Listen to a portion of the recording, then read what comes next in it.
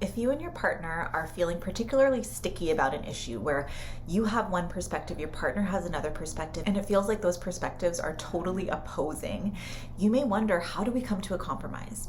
Well, what I would suggest, one thing that you can do is take a step back and figure out, what is my core need here? So I'm going to give you an example so that you can see how this might look. I have a couple who has been together for a few years, and the girlfriend recently found out that the boyfriend has cheated on her for most of their relationship, and they are now trying to figure out how to rebuild this relationship after finding out about this series of affairs.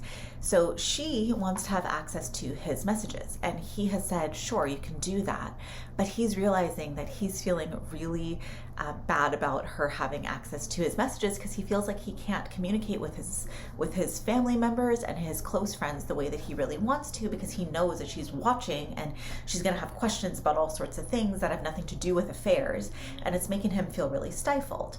Now, your first instinct may be to say, well, you've been cheating on her for your whole relationship, so who cares what you think? But what he feels and thinks is important. We all have the right to privacy and freedom to a certain extent.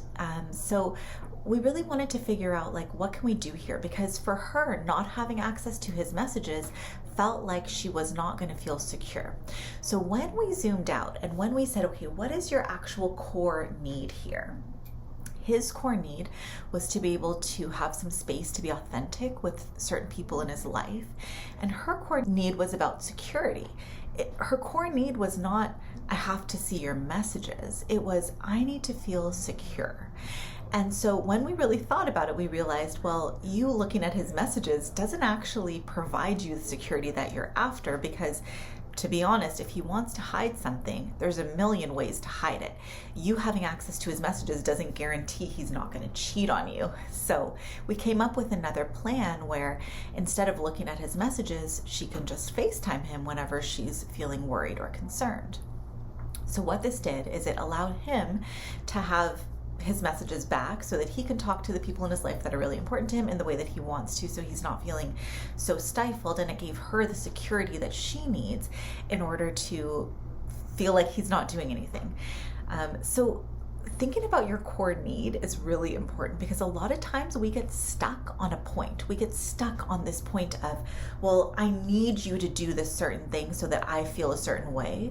But when we really take a step back, our core need is around something that can be satisfied in a million other ways. So maybe you and your partner have an argument where you want them to do certain chores around the house and in a specific time frame, and they don't want to do those chores in that specific time frame. Maybe they take a bit longer to do the chores or whatever.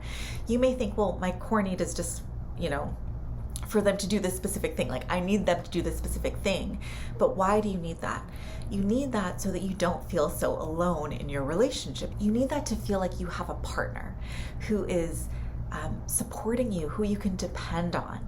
So when you realize that your core need is actually around feeling supported, feeling like you can depend and rely upon that person, then maybe you look for other ways to feel like you can rely and depend on that person. Like, maybe you can say, okay, I'm relying and depending on you to do these specific chores, but it doesn't have to be within this specific time frame.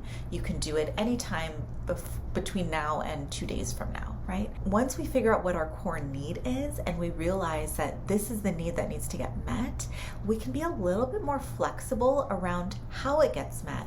And so we find that we're not as sticky about a particular situation, about a particular thing. We're able to take a step back and say, okay, there's so many ways to get this need met.